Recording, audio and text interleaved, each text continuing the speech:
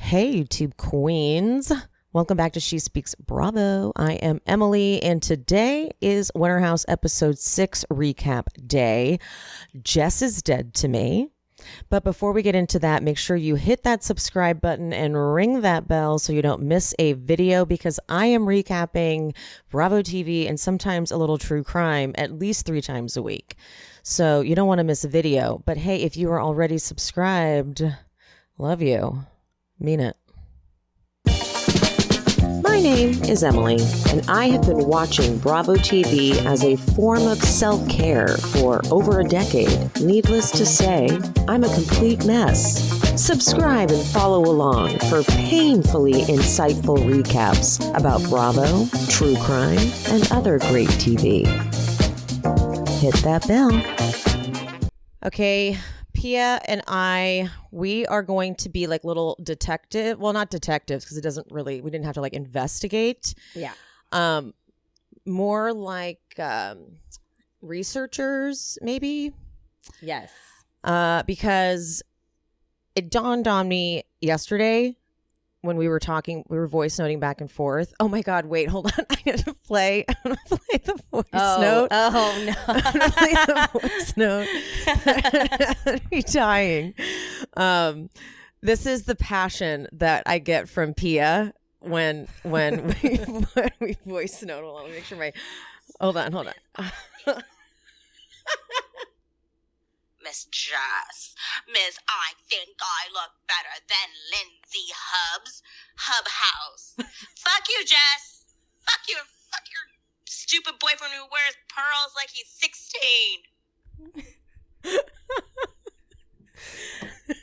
So I guess spoiler, not a fan of Jess. I mean, that was very evident last time we recapped Winter House, but it solidified for me this episode. And so I think I think we remember I tried my hardest to have compassion for her. So I feel like I can shamelessly admit I hate Jess. I gave her a chance.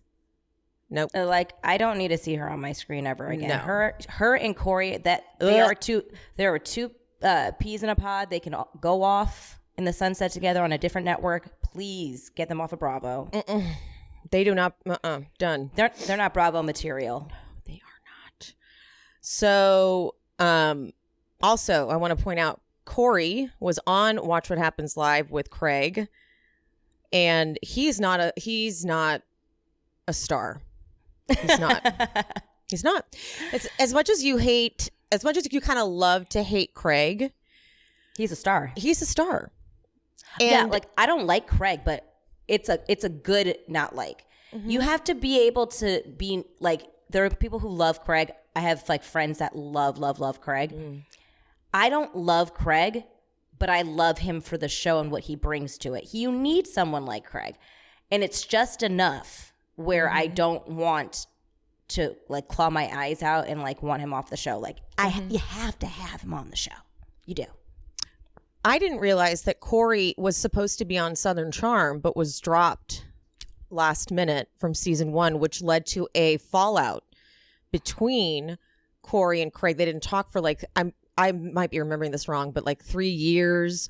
And then they became friends again by Craig inviting him to be like his quote manager. Just basically had like a +1 for something. And they just acted like nothing happened. Like, they didn't talk about why they didn't talk. They just like became friends again. Whoa. Like, so he's been auditioning for years. I know you had mentioned that to me, that I thought it was more of like Craig was on, Southern Charm, and then he was just trying to get his buddy on, and they just like were like, no, we don't like your friend. Yeah. That's what I thought too. Who knew he was supposed to be on it from jump? That's wild. Right. And that is a big, like, to then watch the show take off and watch Craig become Craig. And another tidbit was when they asked something like, do you regret, like, why did you go for Jess, not Sierra? Or was Sierra a better fit for Corey than Jess? I found it interesting that Corey was like, no, the thing with like Sierra's like the homie, I thought that was, I'm like, oh, okay. Interesting verbiage. Yeah. I don't know. I'm just, I felt like we knew what he was trying to say. Yeah. Right? Yeah. And I'm not going to finish the sentence. We know what I'm trying to say. Yeah. I was then incredibly disturbed. He got asked, it was like the most disgusting questions that Andy was asking. They were tweets that were sent in, obviously, but Andy still asked them. And they were just gross, like graphic questions. But the way he was answering them was, he looked like a sweaty, of course his shirt was buttoned down too far. He just looked like a sweaty creep. And then the question of like, how did you lose your virginity, or what was that like? Corey goes, one answer, porn. And of course, Andy didn't know what that meant. He goes, well, wouldn't that not be how you lost your virginity? And he's like, no, it was like porn. Like, it was like everything I'd seen in porn is what I did. I went crazy. Shut up. Just shut up. It just makes so much sense to me why he ended up with Jess, because they both have that pick-me energy. Mm-hmm. Like, they both are trying to, like, be a version of themselves that they think they're supposed to be on TV. Like, him and his, like, I'm this, like, sex crazed whatever, and, like, I'm this Casanova. Her with, like, oh, I'm so cool. Like, I just came on this show, don't know anything about it, asking people a million questions. Like, you didn't know who the Toms were. You don't know who Lindsay is. You've never seen Lindsay and Carl. Like, stop. So so what I'm going to do, Pia, just so you know, is I'm going to take us through the beginning up until we get to Lindsay and Carl's arrival. Okay. And then I'm going to take us through what I discovered in the timeline of filming, because it's important that because the way this is, like, the way the programming is gone, we forget like how this is all timed out for them in real life. Yeah. Okay. So we pick up, Paige walks into the kitchen after being like, you want to see Mean Girl? I'll show you fucking Mean Girl. So she walks into the kitchen, and it's so funny. All the guys are in the kitchen, and then in comes Paige being like, fucking Jess. She's like saying we're being mean. I'm the nicest person to every single girl. She's like mad that I don't compliment her enough. I don't fuck her. I don't need to compliment her, which valid. I agreed with that. I still don't understand this whole complimenting thing that Jess has an issue with. It's weird. It's weird. It proves that the only type of like attention that Jess clocks as attention is complimentary and like sexual, or like, yeah, you know what I mean? It's like, that's not the only version of attention or connection that you can get with another person. But back with the girls, Sara, she's like, do you think it's possible that maybe you isolate yourself with the guys? Jess. Yes, I do. And like, that's been my biggest insecurity. I've always like, it hasn't always been easy for me to make girlfriends. That's why I do date a lot and have a lot of like boyfriends, because that's a way for me to like get attention. It's not something I'm proud of. Like, I know I haven't asked you guys like questions or like tried to get to know you guys. There's your answer, bitch, right there. And so then Amanda's like, so like it goes both ways a little bit. Like, trying to be like, so what are we doing here? Yeah. So, and Paige in the kitchen, she's like, I always get called a bitch, but whatever, par for the fucking course. All right. But then you hear, it's like, you don't see it, but you hear Corey ask Jess, like after they've all like separated, he's like, what happened? She's like, I don't know. She just like yelled in my face.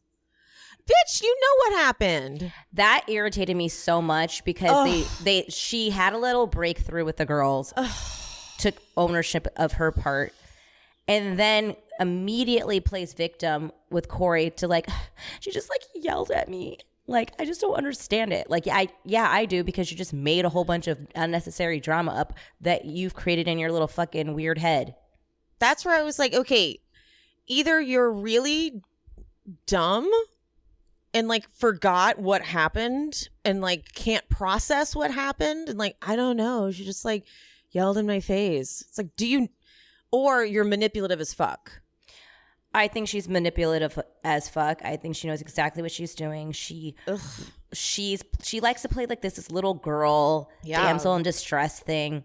I'm over it. I'm over her. She irritates the shit out of me. And I was actually very happy that Paige yelled at her because she's a fucking annoying bitch. All right. Now Kyle, Austen, and Amanda talk about Lindsay and Carl coming. And Kyle in his confessional seems happy for them with a tinge of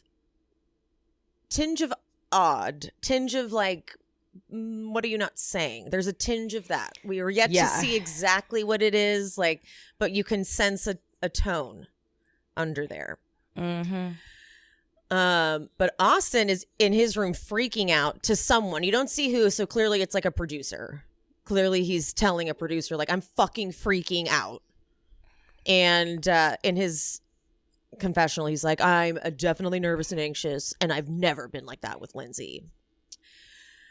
Okay, we'll get further to like the timeline of this, because then Austen goes and tells Amanda and Paige this story. Okay. So the story is that after the wedding, he was leaving. Lindsay's like, so let me come with you. And then they watch a movie. He falls asleep and then he wakes up and her hand is on his dick and he's like, get off me. And they fall asleep. And it's the like, you know, don't tell anybody thing. Okay. Yeah.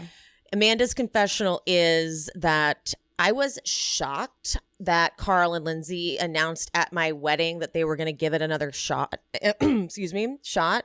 But now I'm even more shocked that the Austen thing happened that same night. Okay, got that.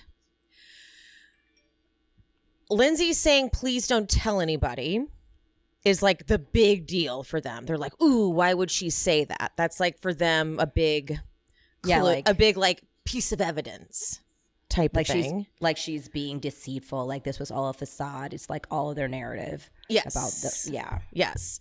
And of course Sierra just needs to throw in her confessional. Can you imagine he really wanted to bring his girlfriend into all this? Okay, thank you, Sierra. Yes, you were right. Okay. Right before bed though, Jess says to Corey, you're the only one I need here. Like, oh girl, you are like, I fucking can't. Okay. So the next morning we get Craig and Paige in bed. And actually this was funny. Paige is like, I'm just following in Craig's footsteps and offending everyone. And Craig goes, you just have to think that I'm an extension of you. And when you do these things, I like that. Craig, that was fucking good. Yeah. I love that he was able to flip that. Yeah. So Paige is like, I do feel bad. I was aggressive. And then she kind of explains where she was coming from. But fucking Jess goes in the kitchen and Luke asks how she's doing. And I feel like, if I remember correctly, I didn't write it down. She's like, no, it's good to like have someone to talk to all the time. I'm assuming she's talking about Corey. That's not what Luke asked you. And then she's like, yeah, it was a lot last night. I'm like, okay. But Paige is like, I just wish she had talked to me and not told everyone else. That is true. She literally told Corey because clearly she was like, they're not talking to me. And then she told Rachel because I don't know what she wanted to get from Rachel out of that. Whatever. But then Paige is like, anyway, we're going to go do figure skating today. And Craig is like, did you know I took figure skating in college? Of course he did. And his final outfit was purple pants, no shirt, and butterfly wings, which is such a visual I enjoy. I just need to know what like the group message is like before they come on these shows because they have to pack so many costumes. Good point. It's insane. That's a good point. They have to have, and like at least on Summer House, they have like they go back to their apartments in the city, so they have opportunities like maybe like, oh, we're gonna do this weekend. They can like bring it up. They had to just have all this shit on hand. Great question. Really great question. They're like, okay, bring something to possibly figure skate in. They're like, got it, no problem. Right. Like we may or may not be figure skating. Yeah. Prepare. All right. All right, Jason calls his brother Jarrett. And we hear that Jason actually did have a harder time with the miscarriage. But here's a couple things he said he said it didn't work, and towards the end of it not working, she got pregnant. So they were already kind of not working out. Right. And then, like probably doing like the breaking up, getting back together kind of thing. And then she got pregnant. So I want to note that. Jarrett, though, says that the way she treated him made him feel some type of way, and now he's going to need some type of closure. Jason says that he needs that before he starts the next chapters of his life. So really raising the stakes. Yeah. Really, I hate to say this, but it really feels like he's doing it for cameras. I agree with that. And in our voice memos, I kind of mentioned this, like, because we're going to get more of the Jason and Lindsay thing, obviously, next episode. Yeah. But I'm hoping that it's not what I think it's going to be next episode, where he's going to be like making it all about him and his feelings, which it's valid. Like, yes, it did happen to him too, but like it's a much different thing that when it happens inside of your body. Yeah.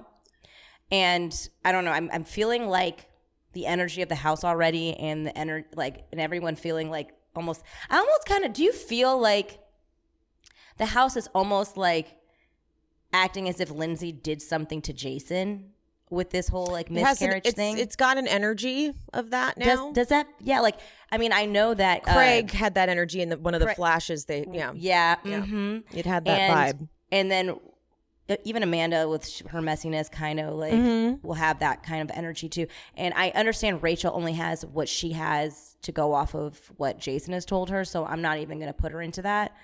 Like if the person you're talking to is telling you this, you're going to go off of that. But yeah, I'm hoping it, because the energy in the house already, as we'll get to it, it's not great. And I hope that they don't gang up on her next episode with that miscarriage thing. I just don't like that. That's icky. Yeah. All right. So this moment just stood out to me. Rachel stops by Sierra's room, but she's like, oh, I think she's still sleeping. But it turns out she's not. So she's like, do you want some tea? But then Jess comes from like inside the room and walks out. Like, what was Jess doing? I feel like they share that bathroom. Oh, do they? Okay. Because remember when the whole hair tie? You're right. Okay. You're right. I think they share that bathroom. Okay, fair. And she still feels left out. This bitch. Okay. I swear to God. I'm trying to rev myself down. Okay. I can't. All right. So Paige goes down to talk to Jess, and the first thing I notice is that Paige sits on Jess's bed, and I'm like, get off her bed. It's like a cesspool of sex juices. Yeah. Get off it. It's not safe. It is not safe, and I know they're not washing those sheets. Especially her. Especially her. Jess would never wash those, because she's like one of those girls that's gonna be like, oh, I just want to keep the smell of him in here. Yep. So I was like, little time capsule. Paige won me over in this scene. Made me forget all about all the things I'm about to remind us about. Okay. Yeah. She says the line, I try not to be reactive because I date the most reactive person in America. That, like, you say that and I'm like, so, okay, she knows. Oh my God. Oh my God. Paige, you're so funny. Okay. And then here's what Jess fucking says. Here's what I had to write it all down because she's so fucking stupid. I think it was more like venting versus like, this is something I want to talk to the girls about. Was it? Okay. I've had a lot of like friends that have told me they don't want to be friends anymore. And I think that has like scarred me. That's why when I was talking to Rachel, she's like, do you want to talk to them? I'm like, I knew it was mostly my insecurity. I'm like, I don't want to really be like, hey guys, I'm really insecure. Talk to me.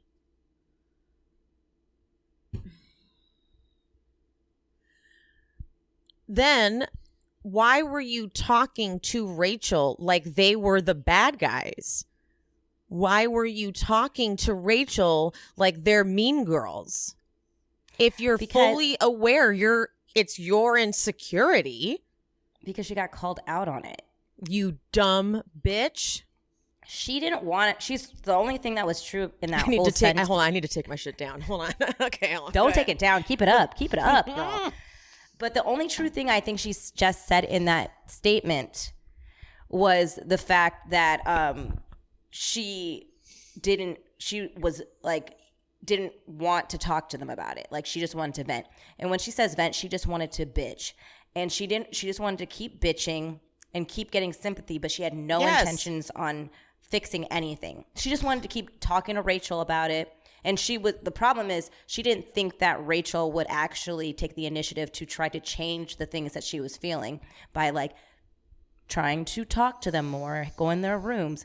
She didn't bank on that shit. She thought she was going to have a girl and she can talk shit with and then go run to Corey and say how mean they are to me, cuddle me, console me, damsel in distress. Yep. She didn't bank on them fucking finding out and having to actually confront it because they're not dumb either, and they're not gonna just be like, hey, like I think Rachel said it, they're not gonna coddle you. They're not gonna be like, oh, I'm so sorry. They're gonna be like, hey, so you don't ever talk to us, you're always with the guys. They're just spitting facts at you real fast, and you're like, yeah, it is me.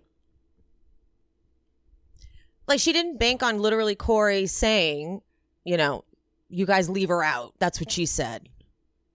Yeah. Because Corey doesn't want you all up in him all the time. Corey is just trying to have a little sex here and there, and then go hang out with his friends too. Like he's not doing what you think he's doing, which is just hanging out with you in his room. Right. Like if Corey was on Summer House, this wouldn't even be happening because Summer House, they have like a little bit more freedom. They meet people, they bring people back. They're like isolated kind of where they are. So like his options are very limited. So he's made you the boo for the trip, and that's going to be it. Yeah, because if this was Summer House, they would be going clubbing in the Hamptons, meeting chicks for sure. Yeah. Oh my God, imagine. Oh, the storyline would be so much different between those two. Oh my God, Jess would she would be a hot mess. Ooh, that'd be dangerous. Because this man would be bringing in girls left and right, trying to show off. Look at the Summer House, because that's how he is. Oh yeah. Oh, Sweet Thing would be up in arms. And it wouldn't even be I wouldn't even want to see it. I like it kind of on paper that sounds like it would be interesting, but it would just be creepy and gross.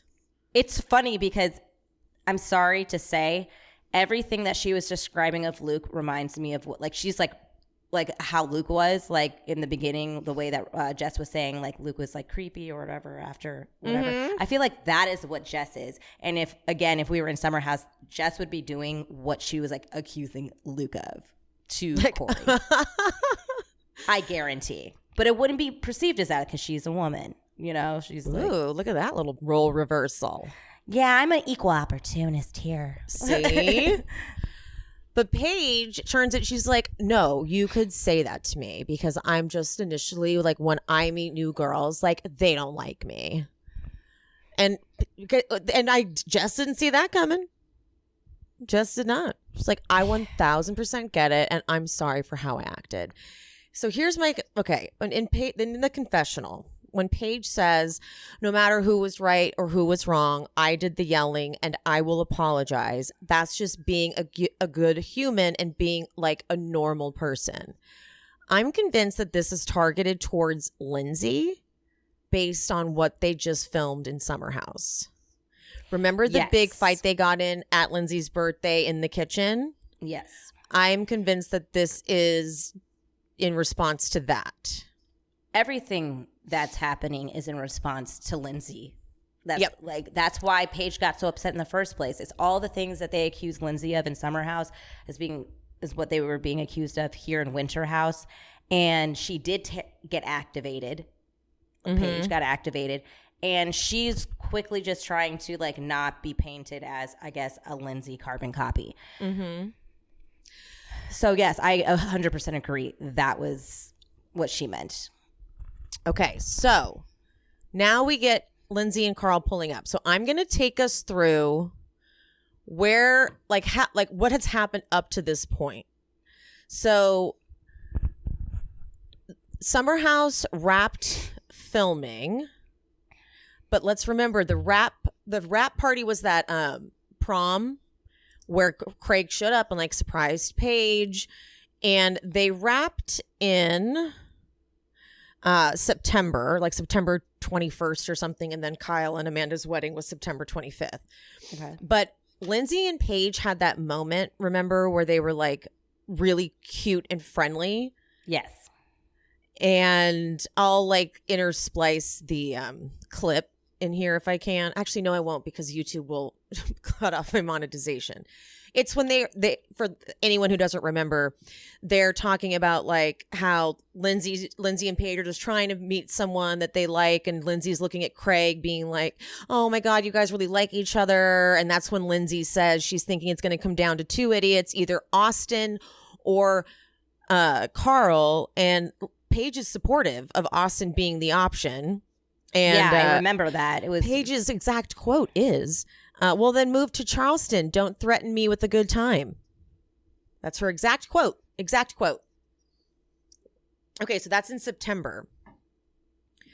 Filming for Southern Charm starts in August, like August 21st. So doesn't it go August, September? Yeah. Right? Okay. So that kind of like there's like an overlap in there, right? So on Southern Charm, one of the big storylines was Craig, Naomi, Paige. Mm-hmm. So like that's all happening. Then of course, Lindsay, Carl, they announce at the wedding that they're going to give it a go. It's also important to note that Craig and Paige did like a little soft launch of their relationship, because Paige posted on her Insta stories a picture of her and Craig in like one of like the wedding photo booth pictures, which sparked like oh my God, I think they really are dating, guys. I really think they are. And so the fact that Lindsay and Carl at that wedding start telling people we're going to give it a go, I think that's something. That's a little something to note. So there's a lot of overlap happening, right? So like it's almost simultaneous filming schedules happening. So a lot of overlap. The Craig, Paige, Naomi storyline is seemingly happening like at the same time that they're ending Summer House. Right. So August and then September Summer House ends. By this point, clearly they're more, Craig and Paige are more like solidified. They're more like exclusive, right? Okay, got that going on. The whole Austen thing at this wedding, she does say at the reunion, at the Summer House reunion, that after the prom night, from between wrapping filming and Kyle and Amanda's wedding, there was a lot of like hand holding and like flirting and stuff. But she does say at the reunion that there was like a month of them just like holding hands and flirting before they quote like hooked up, which that timeline did confuse me. Like, because, so wait, I'm a little confused. So Lindsay and Carl hand holding stuff. Is that what we're saying? That's what she said. Yeah. Okay. So at the reunion, she says, here, let me play the clip actually. We saw the sparks the last weekend. Was that kind of the beginning of opening the doors in a more significant way? Or there was also 3 weeks in between the prom, Labor Day, and Kyle and Amanda's wedding. And what happened over those 3 weeks? We were hanging out pretty much every day. I was terrified because as exciting as it was, we already tried this once before. You could mess up the friendship. It's very high school for the first month. We're cuddling, we're holding hands, watching movies. High school is sex for me, so. I was like, all right, look, can you see yourself going the distance with me? Because otherwise, what are we doing? Yeah. And he was like, yes, I can. And so we hooked up. In my head, I thought that they wrapped on September 21st and then the wedding was September 25th.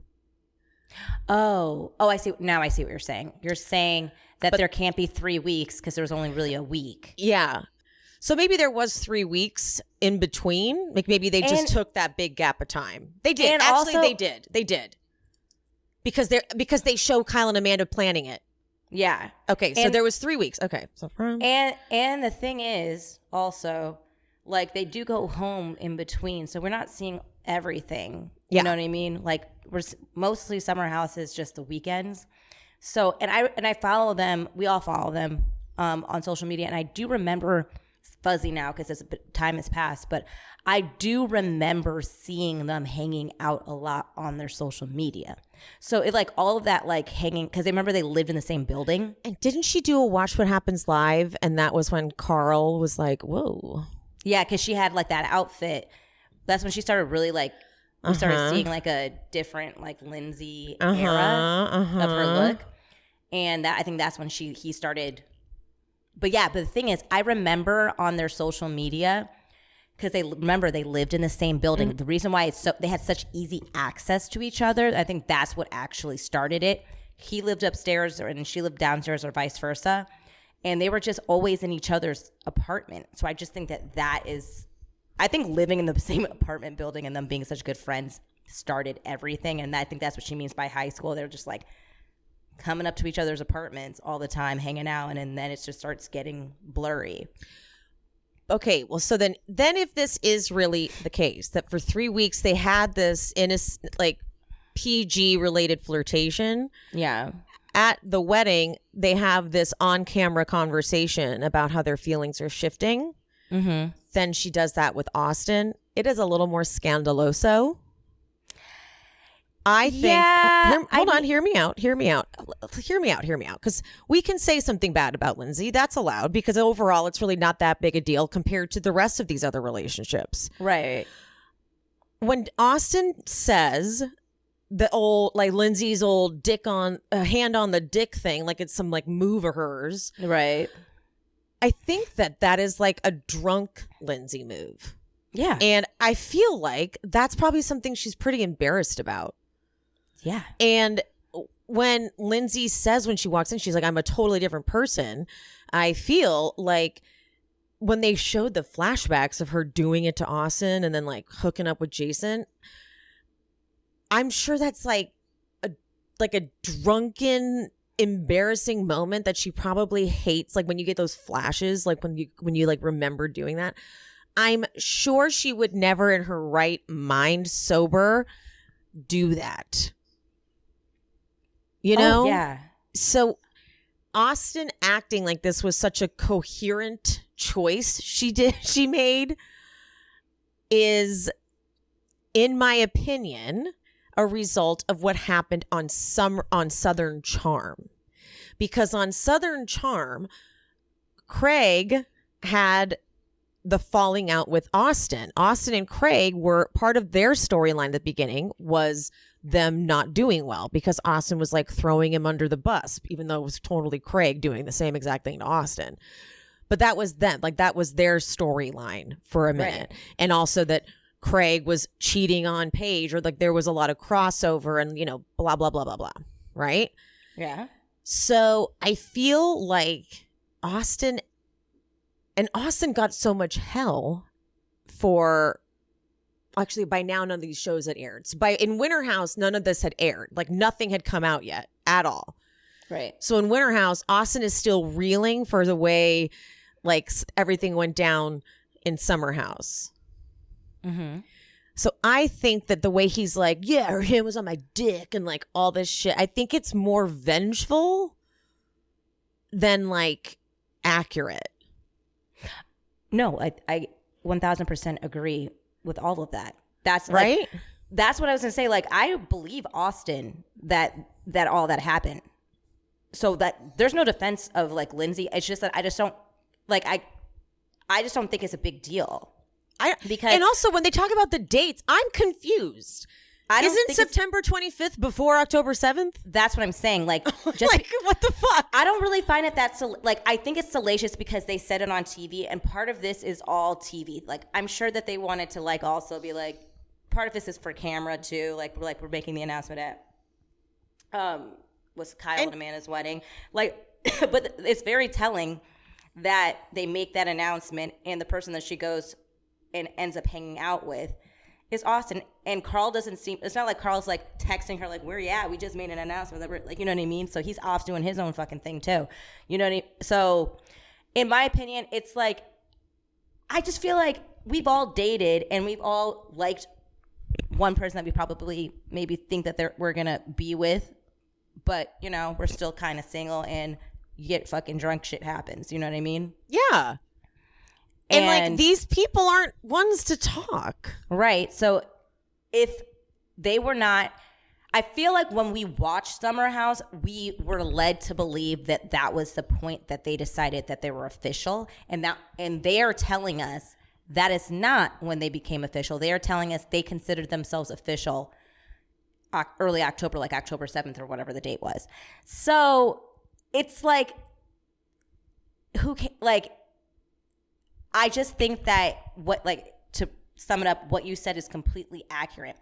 Lindsay and Austen had a big falling out between the seasons, between the ending of Summer House and his Southern Charm and Winter. Yeah. And then they made it by Winter House, I think. They hadn't. They were still in a bad place. At Winter House, they were still in a bad place. They weren't still in a bad place because I remember on social media they had like followed each other again. You mean by the time it's airing? No, it was before. No. They were still in a bad place going into filming. Okay. So like that's even more like. Okay. But yes, I still feel like, yeah, it was like, I think that it was Austen in his I Hate Lindsay moment that he was in for those few months. And his story was malicious to hurt Lindsay and Carl, because remember him and Craig did their podcast, and they were like, Craig was like going off on about Lindsay and stuff like that. I think it was all during that era. Yeah. So no, actually that would have been later, because that was when the show was airing. Which show? Summer House. Is that when that was when this? This is why it's so confusing, because when we were actually seeing Summer House, all of this had already been filmed. Okay, which is what's so confusing. This is why I had to go back and be like, what has actually occurred at this point in time? Isn't it confusing? Yeah, I think it is confusing, but at the end of the day, Carl and Lindsay said they weren't official until October 7th, and the math is mathin'. For me. It's like, that's why I keep getting confused. They're like, our wedding was September 25th. They hooked up October 7th. I'm like, so like a week and a half later. Yeah. Isn't that okay? And isn't that okay? I just think that it's completely fine. At the end of the day, it's a bunch of people who do not like Lindsay latching onto any morsel of negativity that they can find to tear their shit down. And I think they're approaching it because time has passed since they've all really hung out with Lindsay and Carl. And Lindsay is in a completely different space than she was when they were interacting on Summer House and all that. So they're approaching Lindsay even before she gets in the house with old Lindsay. Mm-hmm. So it's like, to me, I found it very weird, because Lindsay's literally coming in trying her best to be as like cordial and nice without being too fake about it. Like, she knows that there's tension with her and Sierra. She thinks she knows that there's tension with her and Paige, but chummy, like, you know, adult like. And I don't think that they were expecting that energy. And I feel like they're every 5 minutes they're trying to figure out a way to be like, she's up to something. She's not. So this is where we are here. Like, Craig has just had a psychotic season on Southern Charm. Yeah. Austen kind of did, he didn't really, but like, they're coming off that. Paige has just had to deal with Craig in the house so far in Winter House up until this point. Sierra hates Lindsay. Right. So here we are coming in.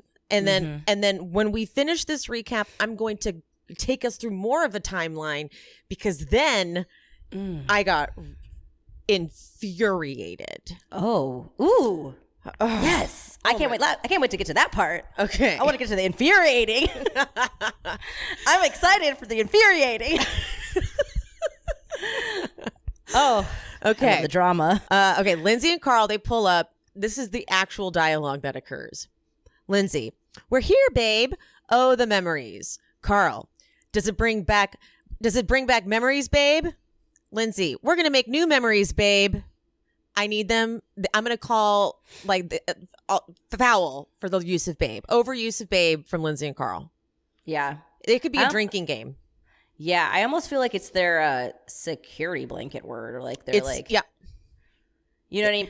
I feel like I could immediately sense when they got out of the car, they're like, we should not have come.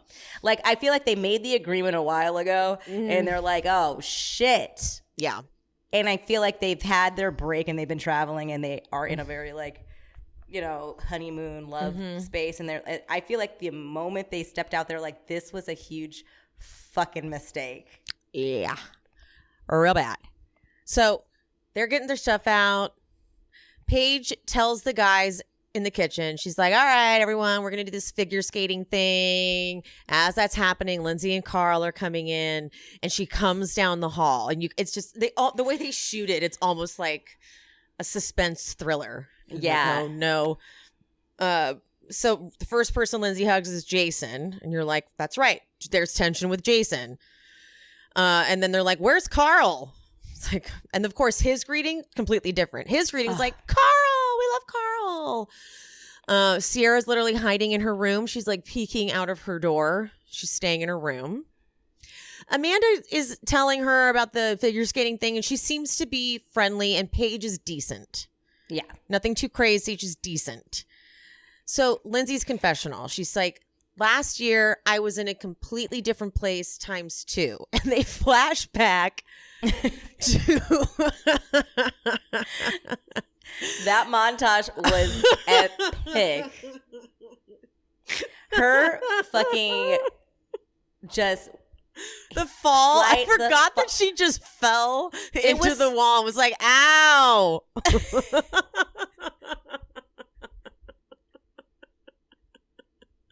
I'm really happy she's sober now for her, like, whatever she needs to do in life. But I'm happy we have these time capsule moments of her just making me laugh. And that was like also when I realized that Kyle and Lindsay were besties last Winter House. Yeah. Like Lindsay had Kyle's back and Kyle had Lindsay's back, man. Like Kyle, because Kyle's also a psychotically messy drunk. So he was just like, come on, Lindsay, like equally wasted, but like helping her out. Yeah. And then she's like telling Austen, I'm in love with you. So you're like, yeah, okay, maybe she did need to change her relationship with alcohol. Because, like, when you really think about all of Lindsay's iconic moments, she's wasted. So, all right. And it's one of those things, like what you said, like, after you're kind of sober up and you have those flashes of what happened and you literally get to see it because you filmed it. I do not believe for a second Lindsay was ever in love with Austen. It's drunk love. Literally, she was drunk in love. And it's one of those things where your emotions are so much higher when you're drinking. And you're just like, you were not in love with Austen. You were lonely. Like, and it's sad. It's sad to say. And honestly, Lindsay's entire reality TV career has been based on being drunk. Like Summer House. It's all Summer House is. That's the whole premise. We go to the Hamptons on the weekends to party. Yeah, that is the premise. Which I'm concerned. Like I'm interested to see if this will be Lindsay and Carl's last summer, because do you think it's sustainable for them to be sober in that house? Not saying that you can't have fun sober. That's not what I'm saying. But the way that this show is based, it's like it was designed. A good question. I don't know. Yeah, it was designed. It was designed for them to be literally wasted. That is how they designed the show. So for them to be in a house of people that are that drunk all the time, like, is that something that is gonna be able to be sustainable for them? I have no idea. And I think it's a really good experiment because I'm extremely curious. I don't think we've ever really seen it. Yeah, and I mean, the most we've seen it so far is with Carl last summer. And like I was telling you in your in the voice note, I saw like it's not a bad change. It's just different, you know. And he was the only person last year sober in that house, so it was like we didn't get a lot of Carl content because it was like he would end up going to bed early a lot of times, you know. Yep. And something I told you, Pia, already, I did not factor in how uncomfortable Lindsay must be. Because, you know, we're just so used to seeing Lindsay bold and out there and in your face. Yeah. But alcohol absolutely contributed to that. Yeah. 100%.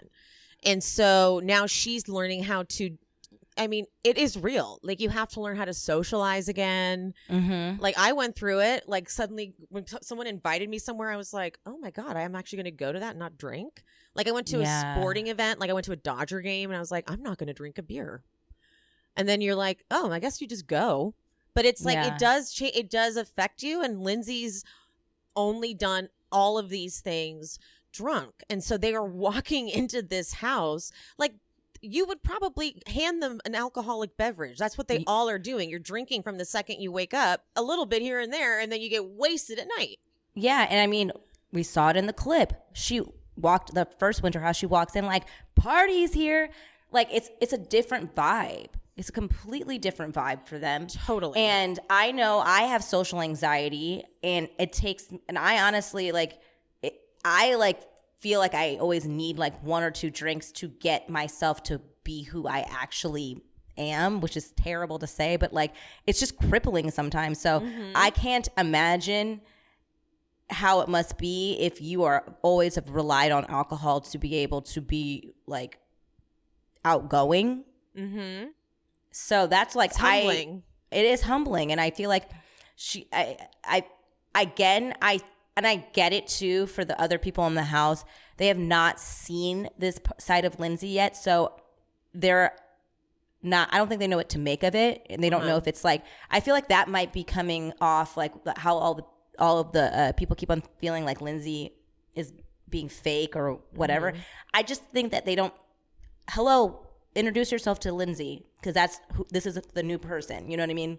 They're both new energies entirely. Yeah, I think that they need to reintroduce you. Like, that's not the same Lindsay as it is. And we can comfortably say that because she has at that point been sober for a handful of months. So which is incredible. It's not like she was like, I just stopped drinking last week. Like, this is like a habit now that she is built, which is really, really hard. So I wish that they didn't have such animosity towards her to be as accepting of what maybe her new personality is like, as if they were with Carl. They were much more able to allow Carl the grace to transition into a new era, which sucks because Carl had really terrible behavior too. Like, we're all acting like Carl was some fucking saint before. He was terrible. Terrible.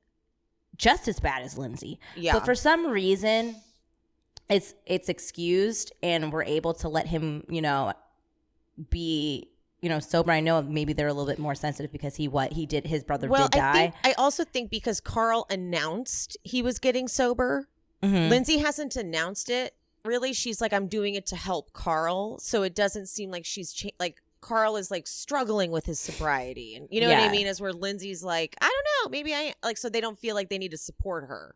Right. You know? And I think, I don't think that she has been open, or I should say not honest, open with the other people about what's been going on with her sobriety journey. Cause I do like that she's telling us in the confessionals, like, it started out with helping Carl, but now it is for her, which I thought was really powerful. And I wish that she could have had that conversation with them. Well, we'll get into that when we finish, because that leads into the reunion. Okay. So they break apart to like go get ready, but Lindsay goes over to Jason. She's like, what are you drinking? Ooh, can I have some of that tea? I'm like, oh, Jesus. She pushes it, man. She does. And he's like, whatever. Amanda and Rachel talk about how it's going to be awkward and like Sierra didn't even come out of her room. And they give us that flashback to when Sierra's trying to talk to Lindsay and Lindsay is literally like, it looked like in Pac-Man when you're trying to like get away from the Lindsay was like, nope. And she kept like going away from. She's like running away from those ghosts like crazy. Yeah. Yeah. So Kyle's giving Lindsay a tour and that's odd and uncomfortable because literally Sierra's hiding and Austen's hiding and Lindsay and Jessica meet and Jessica's like, welcome home. She's like, yeah, whatever. I'm like, we will get to you later. Luke finally comes out and greets them and it's like, oh, thank God someone who's nice to them. Because Luke's like, I love these guys. It's like, oh, now they seem comfortable. And I actually was happy for Luke because he seems comfortable too. Because the thing is, he's been in a house of people who also don't really want him there. I know. So it must have been so relieving for him to see two faces that genuinely like him instead of passive aggressively like him. Right? Like Kyle likes him, and I think that's kind of it. Yeah, but the thing is, Kyle's like in his own like world, and like that's he has like technically yes, Kyle, but it's like everyone just seems like they go out of their way to be like annoyed with him. Like just like, oh, let's set up a game. Sierra's like, I had to like fucking hammer a nail in. I'm still really pissed we didn't see more of that game. Is there extended footage of that game? I thought that was a really fun game. I really would like more of that game. Honestly, they're very clear when they don't really fuck with you. Yeah, they let you know.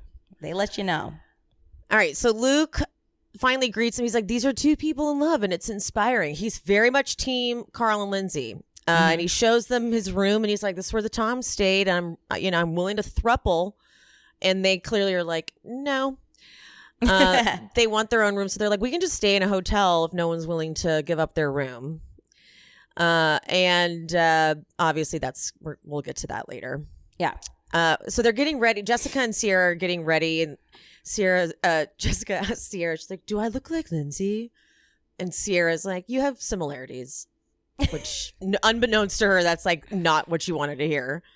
Yeah, that's not what she wanted to hear. I do not look like Lindsay. She's like, see, I feel like Sierra was holding back. I feel like Sierra was like, you carbon copy. Yeah, you scare me a little. Yeah, it's like I keep thinking it's Lindsay when you turn the corner. Rachel is awesome.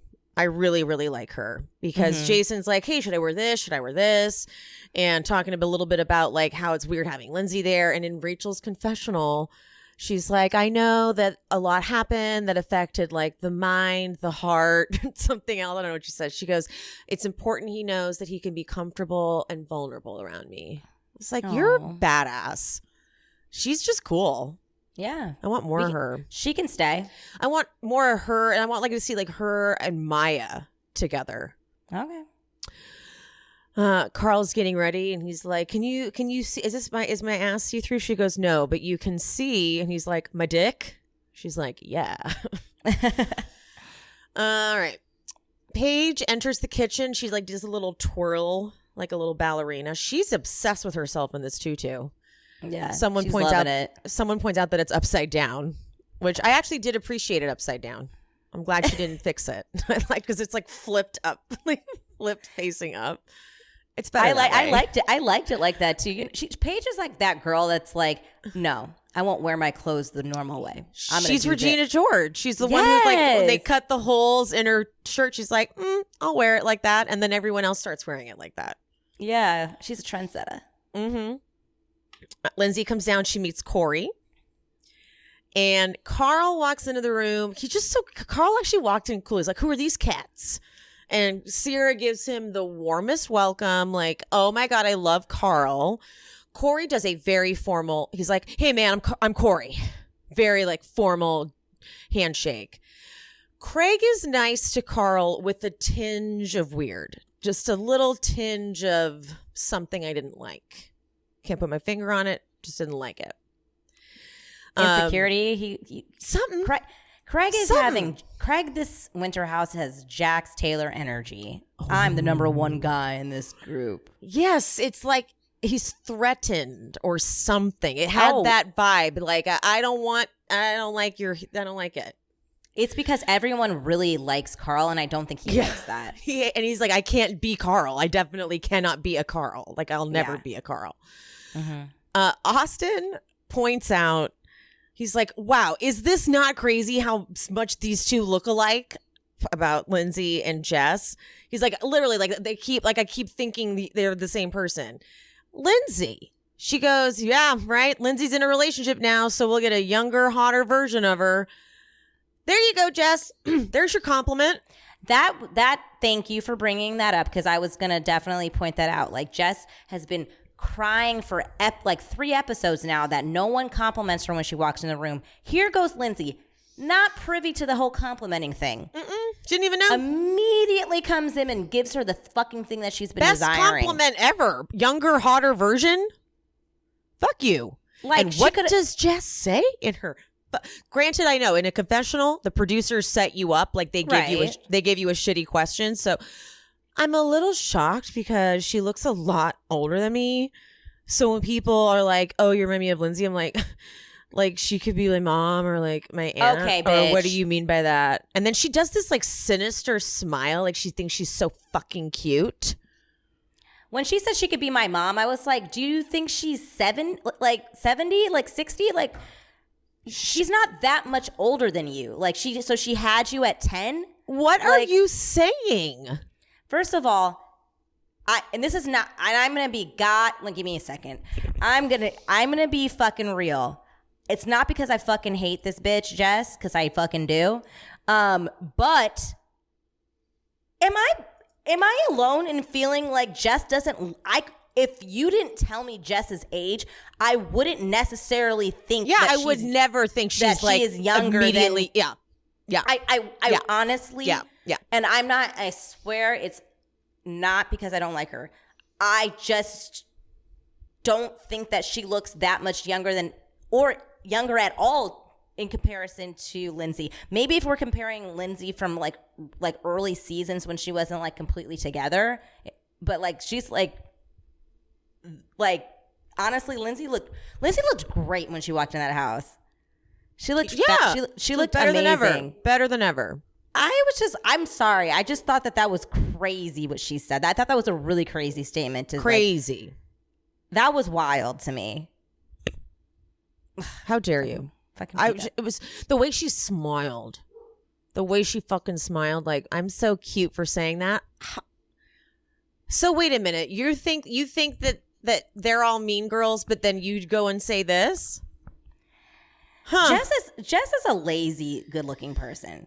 Like, she's good-looking, but she's not as hot as she thinks she fucking is. That's so rude. She's just like, she's I don't know. I don't know. I just don't. And then in the car, Paige, Craig, Jess, Corey, Sierra car, Jess is like, I think it's weird. Everyone's saying I look like Lindsay. And then Craig, I was like telling everyone, like, guys, it's not like a good thing you're telling her she looks like that. It's not like the nicest thing. I honestly was so trash, livid when it was so disgusting what they were doing. I don't care if you like, there's no need to be like that. Really? Like, that was really shameful. And Paige didn't say anything, but I know she knew that was not going to be a good look. Because I almost felt like she was trying to disappear in the car. Like, she's like, they're going to use this. They're going to fucking use this. And she knew as soon as it was happening, this was going to be terrible. Here we go. She fucking knew it. And she could not say anything in the sense of, if she does, it's going to make her boyfriend, who she's chosen to be the extension of, look even worse. So she just has to sit there and hope and maybe pray that it doesn't get used. Yeah. She's like, hopefully they don't use this. Oh, they're using it. Yeah, they're fucking using it. Yeah. And on Watch What Happens Live, it was asked, like, how do you feel, about saying what you said about Lindsay? He's like, yeah, I feel bad because Lindsay and I finally are in a good place. And like, I knew there was going to be some stuff that came up on this that wasn't good. And yeah, I shouldn't have said that. right? Yeah. In the other car, Austen asks Kyle if Lindsay and Carl are cool with staying in the basement. And Kyle's like, yeah, no, they said they'll get a hotel if that's the case. So planting that seed. All right, they're skating, and here's what's going to happen. First page puts Austen, Luke, and Sierra together, and Sierra tries to make a joke. My perfect threesome is with 2 guys. The way Luke reacts is kind of like, don't try to be that girl. Like, no, you would never do a threesome with 2 guys. He's like, okay. He's like, because Luke is kinky as hell, and he's like, you wouldn't. Austen's confessional is him going, what the fuck was I thinking trying to invite Olivia? It's like, because you freaked out that the night before you were talking to Sierra, probably hitting on her. So on the ice, Paige gets out there and she's like, okay, this is a lot harder than I thought. And like a bunch of the guys start like skating. She's like, how are they doing that? I can't even move. Like, they're just like, they get on the ice and they just don't. It is true. Like, I haven't ice skated in so long. I do forget that it's confusing when you get out there. Like, how do you move and not fall? I used to ice skate all the time, so I'm pretty good. Are you? And speaking of, Luke I'm not like I'm not like Luke, but like I'm very comfortable. I'm comfortable on the ice. So you probably would have won this skating challenge. I would have, yes. Yeah, got it. No, more so not because, again, I'm not saying like I'm like fucking Michelle Kwan out there, but figure skating is my favorite winter Olympic sport. I had Michelle Kwan and Tara Lipinski on my wall for like 10 years. Took lessons. I like skating. I do like skating. Well, and I was surprised that Paige even wanted to do this, considering she can't do it. I'm surprised that she didn't know how to skate because they do live in a cold climate. And I just feel like, because I'm from Michigan, that's why I skate. So I was assuming, like, she's from New York. Like, they never went to like Rockefeller Center and skated. Like, I was actually shocked that she didn't know how to skate and that she elected to do this activity. Luke says that he's still coaching and like plays hockey or like whatever. And I think we said last week that he probably doesn't even play on a team. Well, clearly he does. Carl is skating all well, and Lindsay's like, I thought I knew everything about you, babe. Offense. So Lindsay and Amanda sit off to the side, and Amanda is clearly gathering intel rather than trying to actually talk to her friend Lindsay. It's very evident. This is not an actual catch up. This is I'm going to report everything back to the girls conversation. Mm-hmm. So she talks about how everything's better with Kyle. She attributes that to the dogs, which is why people should start with getting dogs before having babies. I 1000% agree with that.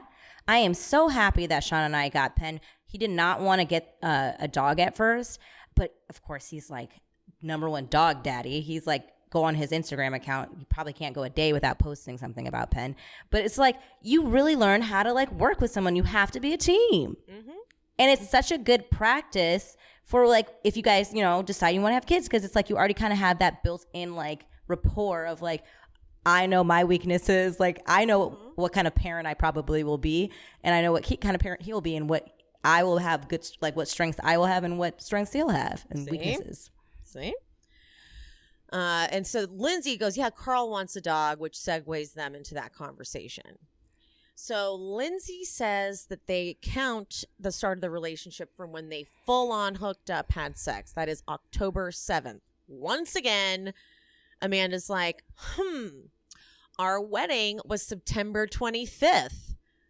And once again, I'm looking at my calendar like, do I not know dates? Like suddenly, like I'm like, September 25th is before October 7th. Yeah. Like, I don't get it.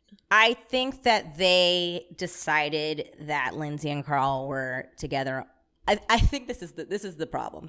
They all unanimously colluded together to say that Lindsay and Carl have made it official on Amanda's wedding day, and then did not expect both Carl and Lindsay to agree that their official date was October 7th, but they want to hold on to the narrative. So they keep on acting as if that we're dyslexic and we're not going to track dates. Like September 25th comes before October 7th.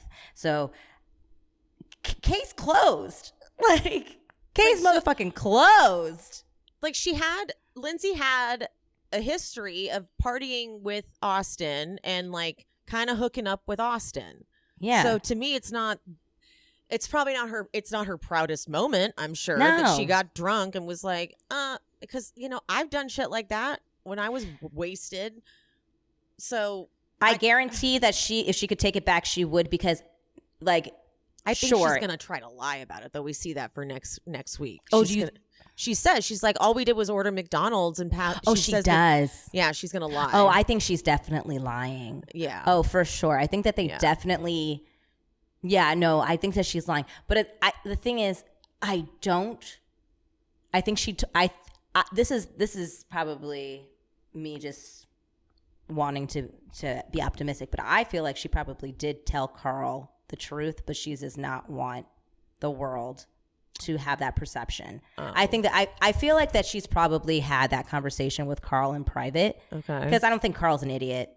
I think that he would be like, I know you fucking probably did that, and they probably worked it out, but I don't think Lindsay is gonna want that to be a part of their love story.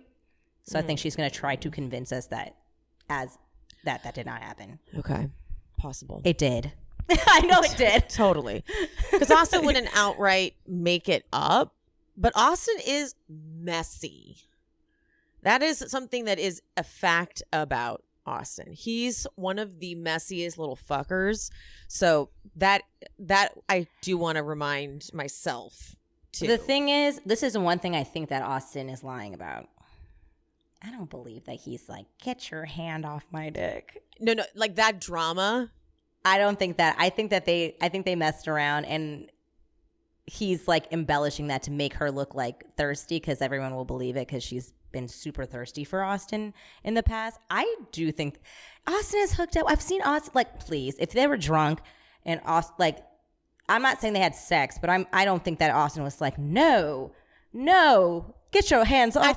I think it was a lot less like she went like this on his dick, and then he was like, get off me. I think it was more like, Austen, and he's like, no, Linz, and just like went back to sleep. Simple. Yeah. I don't think they actually messed around though. I'll go with that narrative, but I also wouldn't be surprised if they did. Like they've done it in the past. But either it doesn't matter, right? It doesn't really matter. But it's the lying that's gonna get her. Yeah, I think that she should just be honest about it.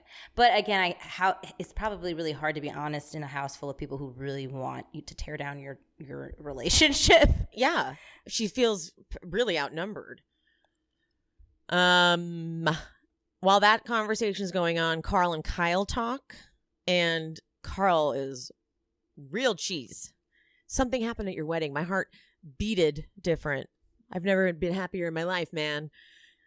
Kyle says the line is, it shows, and I'm not sure I buy that line. He's like very stiff when he says it. Mm-hmm. But we get this really amazing confessional from Lindsay where she says there's no better feeling in the world than falling in love with your best friend. It's the closest that you get to a fairy tale. And I would like to point out that I made the most psychotic post in the world when they got together. It was like, I made it like a movie poster, like trailer. And it was a side by side of them like having like, different love affairs that weren't working out and then ending up back together. I thought they were going to get a restraining order. She really loved it. Yeah, I think they did end up liking it finally. Like it took a while, but they finally were like, "This is cute," and I was like, "Thank you," because I was worried. But then she goes, like, she starts to cry. Like it brings me to tears because I just wish like everyone felt this kind of love in their life. That's how I feel about him. It did seem sincere. I thought it was 100% sincere. When she was doing that monologue, I I was really trying to think of all of the relationships that we've seen Lindsay in on Summer House or on since she's been on TV. Even like I don't know. I just feel like it feels different. And even when she was with Carl the first time, it always seems very It always seems very like chaotic. It always seems very like, you know. Yeah. And something about this seemed very grounded. Mm-hmm. And it felt different. And I was like, I'm happy for you. And I really hope everything works out. Like, I'm happy for Paige and Craig. I'm happy for Carl and Lindsay. I don't think that they're I hate this like rivalry thing. Like, why can't they just both have happened to find the person that they want to be with and it not have to be like somebody has to be the top dog? Like, why does it have to be this way? Yeah. Like, so Lindsay says to Amanda, she's like, he's like ready for commitment now. And Amanda is like, she's playing with her ear. She's looking around. She's like, yeah. I think this summer he was ready for a relationship. She's not, you can feel this is not a sincere conversation. She goes, is it weird being in the house with everyone and Carl? And Lindsay goes, I'm just a little bit awkward with Jason. And Amanda goes, do you think you'll talk to him? Lindsay goes, I don't know, maybe. It's okay. So you don't give a fuck about that guy. All right. Cut to the guys skating with the instructor and like messing around. And then you hear Jess go, where's Corey? I want to go take Corey's clothes off. I need you to chill the fuck out. I hate that bitch so much. I hate her. And then Rachel's like, so is this like more than flirty or what? And she's like, yeah, oh my God, we sleep together like every night. You know, being in 3 days. Get out. Ugh. Being in the house speeds up getting to know the person, obviously. You know, Sierra's like, I can relate. God. Then Jess's confessional. When I'm into someone, I start opening up emotionally, and I need to know that you're going to take care of those emotions if I give those to you. Relax, okay? Girl. This guy has not shown you that he will, so you guys take the hint. Girl, keep those emotions, put it in your pocket, because that man is not the one to be carrying them. No, honey. What has indicated to you that he's that person? He's terrible. And I understand that she's not able to see everything we're seeing, so I'll give her that. But damn, do not trust that man. Like, girl. And then she says, so normally I would wait 3 or 4 days before I gave them the juice, and she points to her lips. I don't Head? I have no idea. And Rachel, she's because Jess is like, I want to see him as soon as I wake up. I want to see him and all this shit. And Rachel's like, ew. Rachel's like, not me. Okay. No, thank you. One more Luke comparison. That is literally the same motherfucking thing Luke said about her. And then things went awry. like Jess is a predator. Like, maybe they should have been together. Jess, you are the problem. You're the problem. You're the problem. Osea is sponsoring the pod this week, and they did not ask me to do a YouTube video promo, but I'm obsessed with this body oil. It's actually a big TikTok thing already, so you may already know about it, but I'm adding my voice to the movement. This thing's amazing. The Andrea algae body oil. Again, you may already know about it, but I'm adding my voice. They did sponsor the pod. They didn't sponsor the channel. But I just was like, I need to tell everyone I know. It's so good. I use the body butter first just because they sent it to me. And then I put the body oil.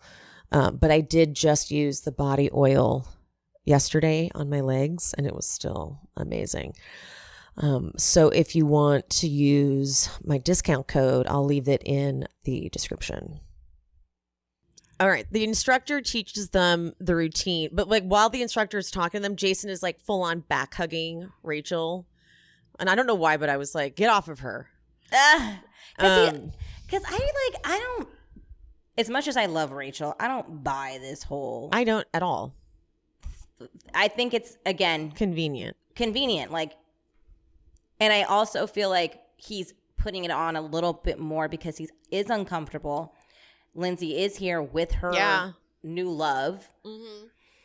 And it's not to say that he's not interested in Rachel or vice versa. I just think both of them are only situationally interested in each other. So when all this like extra PDA shit keeps happening between them on the ice, I'm like, ew, stop it. Kyle goes, I'm gonna have to call my choreographer. They're like, choreographer. He's like, what'd I say? All right, so there's going to be 2 teams are going to compete against each other, and the winner will be able to get whatever they want all night. So the teacher's like, all right, we're going to go left, right, pivot, and that pivot gets Corey. Corey falls so hard. So hard. I enjoyed that. I enjoyed it too. It's like, that's right. Sierra, Austen, and Luke's team. Sierra's like, we're called 2 thorns and a rose. I'm the rose, and they are the thorns in my ass that will never go away. Well, that's your fucking choice. I hate this thing where she's acting like, you're not a victim. By the way, Luke hasn't done anything to you for a long ass time. I don't understand what Luke's done. I can't even go back down that fucking What are rabbit you hole. The talking only reason you're about? on this show is Luke. Can we all remember What that? did Luke do? Okay, Luke when brought they you flashed back, it was like he's texting you after 9 p.m. That's it. I always thought that was a weird thing for her to say. Like, I didn't know you're not allowed to text people after 9. And like he got Unless the you're, message and he stopped, and like that's over. That's been over. I think that was really weird that she got that irate over him. Unless it was like him just sending you a dick pic, that's different. But like a text, like I think that's like after 9 p.m. Like it's not like a crazy Or it was 10. It's not, Regardless, she it felt was uncomfortable. 9. It was 9. Was it? Whatever. Yes. It's fine. She felt uncomfortable. It's fine. He listened. But he has literally left her alone since then. Well, we already know what the issue is. Hannah, like I can't. I can't. And okay. I All right. So we got first up is Team Blue Balls versus For Sure, which is Kyle and Amanda versus Lindsay and Carl. Kyle and Amanda crushed it. Can't take that away from them. They crushed it. Lindsay and Carl, very weak performance. Yeah, very. It was very lackluster. They took it too seriously. As for Kyle and Amanda went for style and humor. That's what will always win you. Always win you. You got to go for camp and cheese. Unless you're actually really good at like choreography or skating, lean into the fun. Yep. The interpretation. That will win you every time. Go big or go home, baby. Yeah. And Carl actually falls on top of Lindsay doing one of the stunts they tried to do, which is a very advanced level stunt. So obviously winner was Team Blue Balls. We had Team Black Swan versus Team Tutu, I thought was the name, which is Jason and Rachel versus Craig and Paige. Jason kicks Rachel in the face. Yeah, with the blade. And I'm pretty sure there is a mark underneath her. Well, she has a birthmark there.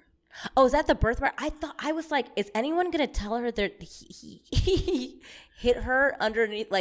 There was a mark from it, but I didn't know that was a birthmark. I thought it was from the skate. She has a birthmark there, which was like already there, so it was hard for me to tell if there's anything there. I never noticed it before. Okay, I swear I thought it was from the damn skate, and I was like, no one is telling her that he did. No. So Craig and Paige win. This thing is totally rigged, by the way. Absolutely. Oh my god. Team Lightning Bolt versus Team Two Thorns and a Rose. Jess and Corey, obviously, versus Kyle's commentary. So they're skating, and Kyle's commentary is like, so much history and chemistry on the ice. He actually had really good commentary. This made me miss because Kyle and Amanda especially have been taking a back seat this winter house, and I honestly, unpopular opinion, I've always loved Kyle, so I was so excited to hear some of this Kyle so much energy. History and chemistry on the ice, which was not wrong. You had Luke and Sierra and Austen. And the winner was Team Lightning Bolt. And Kyle goes, huge upset. Wow. Okay. That was good. Team Blue Balls, third place. Team Lightning Bolt should have got first place. I will say that Jess and Corey, excellent technique, excellent everything. But it went to Team Tutu. Craig and Paige did not in any way deserve that. Oh, I actually was confused up until we were at the house and Paige was like, oh, I have the power to like say anything. And I was like, wait, you guys won? I just knew Lightning Bolt won. And completely didn't even hear them say that she won because I knew Lightning Bolt did a way clean and well-rounded presentation. Sorry, I don't like those two, but I have eyes. It's just facts. I have fucking eyes. Thank you. It was better. 20 times better. I actually kind of think Paige and Craig should have got third place. Third place. Actually, I don't even think they should have ranked, to be honest. So, collusion. Rachel and Jason, they chat off to the side, and she's just giving Jason a lot more content. Jason's like, I didn't comprehend the extent of what the miscarriage did, and this flashes to Craig asking like, wait, so did you want the child? And Jason's like, yeah, I did, I really did. And I'm like, I don't know if I buy this. I just couldn't tell if this was sincere because a lot of Jason doesn't come off sincere to me. Yeah, it doesn't. Because he's like, yeah, like Daddy Jason. And they're like, oh, man, I'm sorry. And he's like, yeah, I like this. I like this compassion and sympathy you guys are giving me. Yeah, I felt like I don't know. It just feels like this whole miscarriage thing is starting to get used for him to have like a little bit more of content or a story line, and I'm not loving the direction of it because I don't feel like it's authentic. Sorry if it is, but I don't. Yeah. It doesn't come off as authentic, especially because the relationship was so short and everything, and they found out, like literally she said she found out on a Monday and was having a miscarriage Tuesday. So it's not like they were like going to like ultrasound. Like he found out for like 24 hours that he was going to possibly be a father in a very early stages of her pregnancy. Great point. And yeah, like I'm not even. Great point. Like, stop. So she's like, "Hey, I'm pregnant," and the next day she had a miscarriage. Yes. And he's like, "Man, for like, let's say it was 12 They didn't hours. go shopping at TJ Maxx for like little onesies. They didn't go to like the ultrasound thing and hear the baby's heartbeat. Like none of that shit happened. And again, I understand like you can latch onto that idea really quickly, but it was for 24 hours, folks. Jesus. For a relationship that lasted probably 2 weeks. I can't. All right. Good point. All right. Lindsay, back at the house now. Lindsay and Carl talk about their event for the night. It's going to be foxtails and mocktails. And this is when Lindsay tells us in her confessional about her new relationship with drinking and how she stopped drinking before Thanksgiving to help Carl, who was struggling with his sobriety.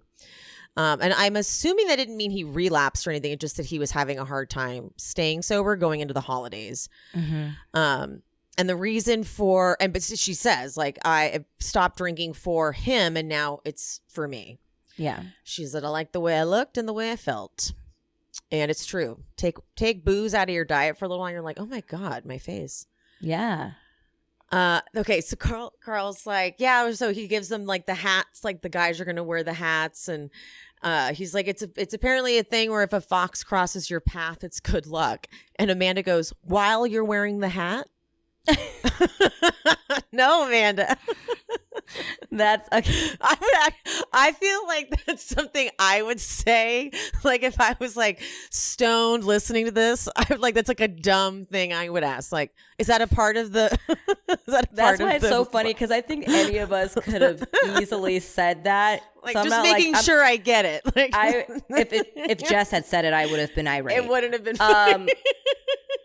But Amanda is just like, that's a good question. He's handing out the hat, so she's like, I just want to make sure I understand the significance of the hat. Now the more you say it, I'm like, is it with the hat on? And Carl's like, no, I'm just like, that's just part of the, there's no need for the hat. It was such an innocent question. While you're wearing the hat? No, that's not a part of it.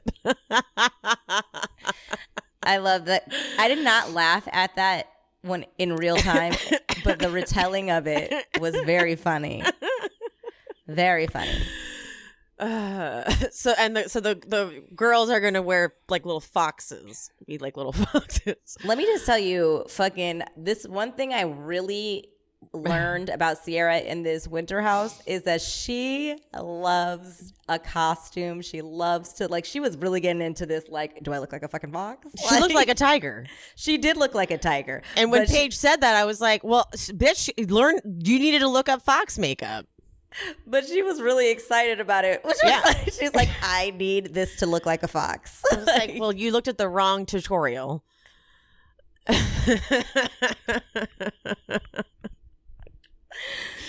Oh my god. She did. She did. She did. She looked at the wrong tutorial. She did. Carl mentioned someone asked like, how much of the kitchen do you need to be cleaned or something? And Paige goes, I can order people to do that. And Carl goes, nice, let's flex that. And Amanda goes, can you order me to my room to shower? And Paige goes, I actually can. And then Craig offers to help clean. And everyone's like, what? He's like, all right, everyone. Just don't tell me what to do and I'll do it. It's like, it is pretty amazing that you are going to actually help clean. And I don't understand why. Because Carl's there looking all good. Yes, it's definitely because of that. It's 100% because of that. I single-handedly think that Craig is the reason why there's this couples rivalry. It's him. He's creating he's in a competition that no one asked to be a part of. Yep. And he's like, 1 point for me. Let's also remember what happened at Kyle and Amanda's wedding to Craig. Craig was kicked out of the wedding. You know this, right? What? I forgot. So he was so wasted. So they had, because they didn't want all the guests going inside to Amanda's parents' house to use their restroom because that would have been disgusting. They had porta potties outside. Mm-hmm. So Craig was all wasted and tried to go inside to use the restroom. And someone told them no, you can't. And he started cussing them out and was wasted and shit and was asked to leave basically. And so that's his that was his experience of the wedding. And so then there's Lindsay and Carl announcing their thing and Lindsay being messy and trying to hook up with Austen and Craig probably being oh, so she can do that, but I can't, you know what I mean? She did that off property.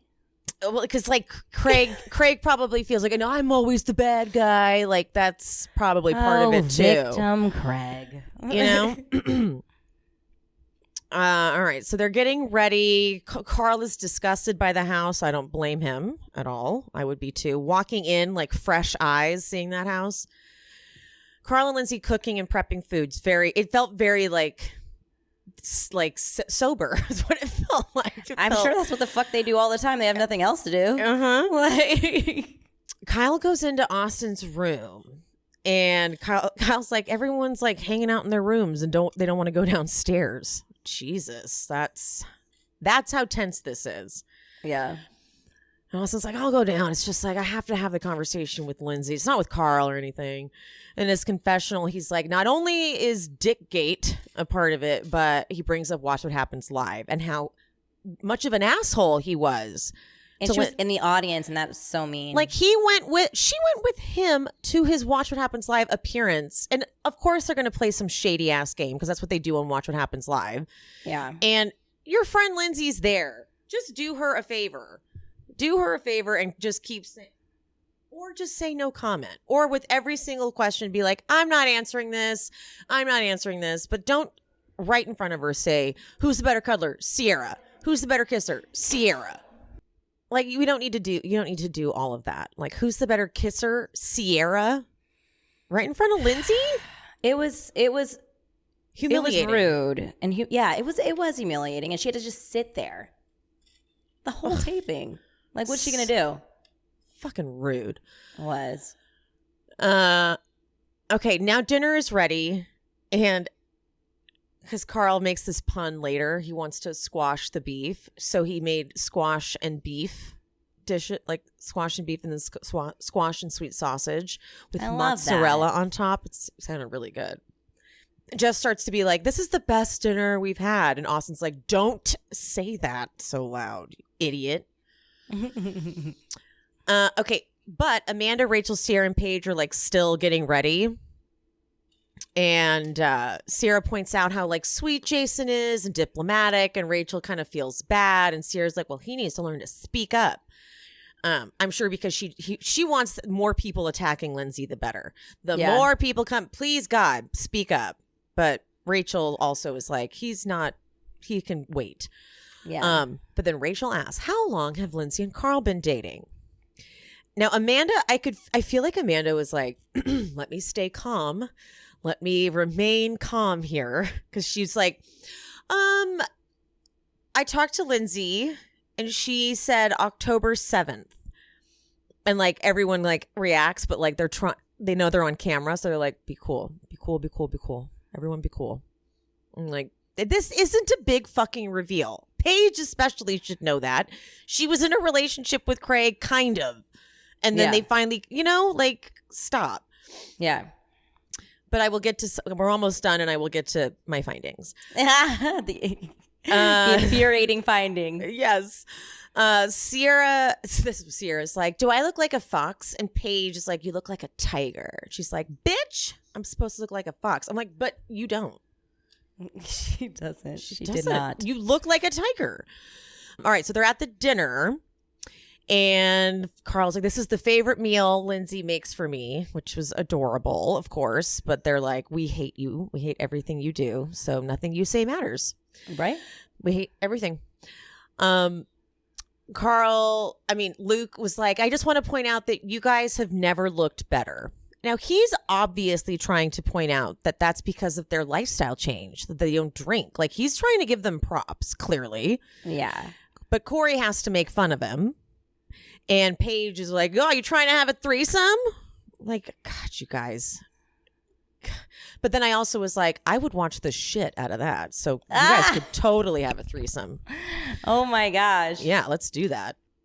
But Kyle, he's like, look, hold on. I really would like to figure out this rooms thing so that you don't end up at a hotel tonight. You were the best man at my wedding. And Amanda's like, well, no, he officiated our wedding. And Carl's like, yeah, dude, I officiated your wedding. And Amanda's like, officiated is a higher title than co-best man. I was like, he was a co-best man? I didn't even know he was what's a co-best man? I've seen a co-best man. I didn't know. When you can't pick one of your really good friends and you just say you're both my best man. Okay, fair. But he was also the officiant. And so, yeah. And Carl's like, yes, Reverend Radke.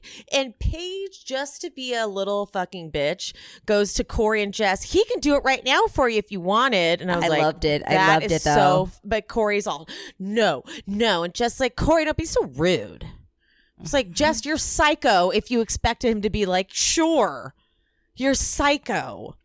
I can already feel him being like, I need to like start backing up from this. Yeah. Well, he's like, then Corey in his confessional. In my previous relationships, women, my girlfriends, have fallen for me faster than I've fallen for them. It's because you know how to manipulate their minds, you psycho. Right? It's like, this is like a weird fairy tale land scenario. And obviously it's true. Like you wouldn't be living with someone you're also hooking up with, but that was your own fault. True. Back to figuring out the rooms. Luke's like, okay, like I would share my room, but obviously I can't give up my room because I have 2 beds. Like, Sierra is a complete bitch about it, but I'm sure she was asked in the confessional, like, why aren't you giving up your room? She's like, we're not even on speaking terms. I mean, if it was just Carl, maybe, but like, let's not even be fake. But then Austen finally is like, look, I'll give up my room. It's a preemptive olive branch, he says, because he has to apologize to Lindsay. Fucking Jess. Jess asks, she's like, how did you guys meet? I can't stand when she does this. I'm like, so blah, blah, blah. We already know the story. But then they say, we didn't cross the line again until the first week of October. And obviously everyone's like, ooh, ooh. And then once again, Amanda goes, Kyle and I got married September 25th. And then Craig, and this kind of goes back to what you said earlier. Craig says the date might have got moved because that night she did not sleep with Carl, but instead spent the night with Austen. And Sierra said if she was single and her and Carl were not a thing, why would she tell Austen to not tell anybody about this? I get that they think that's a big smoking gun, but this is why I don't think really anything happened. This is why I think that it's kind of like nothing really that big a deal went down. So it's like, just don't tell anybody this fucking happened. Yeah, I feel the vibe that you're saying. Like it was like an off. Like, listen, like I was drunk, you were drunk. Like I don't want to explain this. Like like this is like it doesn't look good. Can we just pretend like this didn't happen? Like optics aren't great. We just had this crazy summer. I don't want this to be the thing. Then like let's not talk about it again. I really think that's what it was. And like Austen could have also done all of this via text message or phone call to Lindsay. He's doing this all on camera. Yeah. So this is okay. So Lindsay asks at the very end, she's like, Austen, you do live over there? You're like zoned out. And then that's the end of the episode. So the only thing that I want to touch on that's going to happen next week is Luke is going to ask Lindsay what happened with Austen, and she's going to say, we just ordered McDonald's and passed out. Didn't even hug him when she got in the room. That's going to be her story. Mm-hmm. And Paige is going to say, the day Craig asked me to be exclusive, at the same night he was grabbing some girl's vagina, I would break up with them. You know, like this, like... That's not Paige. I wish you hadn't said that either. Because also, if you watch the clip, we covered it when we covered Summer House. Yeah, we talked about how Carl like kind of rejected Lindsay in that scene at the wedding, and we were like, dude, if that happened to us, we would be like, cut, bravo, bravo, bravo. Yeah, because it was like funny, and Lindsay even commented on that. Because that was the promo that I used for that week's episode. She commented on that and was like, I know when I watched it again, I was like, babe, you rejected me. Like, it wasn't like they said we were exclusive now. It was like, yeah, let's explore it. So they did not say now we're dating. Yeah. So, okay. So here are the findings. So here's now Winter House. Obviously, come next week, we're going to see the big conversation between Austen and Lindsay on camera where they're going to discuss, you know, what happened. Okay. Winter House wraps. And I think it wrapped in because it wrapped in January because they filmed in January. Mm-hmm. Okay. Summer House filmed their reunion in April. So obviously things change once you start watching the show. Like you get like re-pissed off. But when I started watching this reunion with fresh eyes, knowing like what happened in Winter House and like seeing the dynamics, and it re-pissed me off. Okay. Because now Lindsay's been sober and like clean longer. Carl and Lindsay have been together longer. But Paige was so mean at this reunion and mean to Lindsay. But here's why. So not only did Austen tell them about the hookup that didn't happen at the wedding, but I think this is where he told them about, because remember, this was a big thing for Paige, told them about Lindsay knowing about Kristen and Craig hooking up for like a month or a while before telling Paige on camera. Remember, she's mad about that. Yeah. And Paige is like, you do that. You do those things and then you pretend it's like being a good friend. But like when you held on to that all summer with Kyle and Amanda and then told him on camera and it was this whole thing. And so I think Paige, so I don't know what's going to happen. We don't know obviously what's going to happen next week. But so Paige watches Summer House, and obviously gets, it's a whole big thing having to deal with the audience feedback of the way Craig handled himself on Summer House with the whole Kristen thing, calling Lindsay a loser. It's like you have to weather a lot of shit. Mm-hmm. And so she comes into the reunion pissed because it's like, now you're in this happy relationship and you held on to, you could have texted me, you could have told me about this off camera, but you had this huge moment. And now I had to deal with it on camera. And now, like, you're basically the bad guy. Mm-hmm. And I remember they even say, she's like, but I didn't, though. I literally had just found out about it that day. Lindsay also slid into my DMs telling me that. Lindsay's like, I literally didn't know. She's like, I wanted to know because I thought it was Austen. And I want to know if it was Austen doing it. And he's like, no, it is Craig.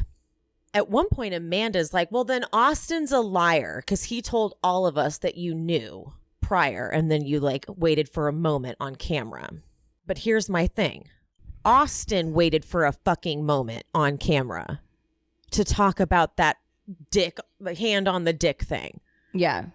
So I'm confused as to how what he did is somehow okay, but what Lindsay did is not.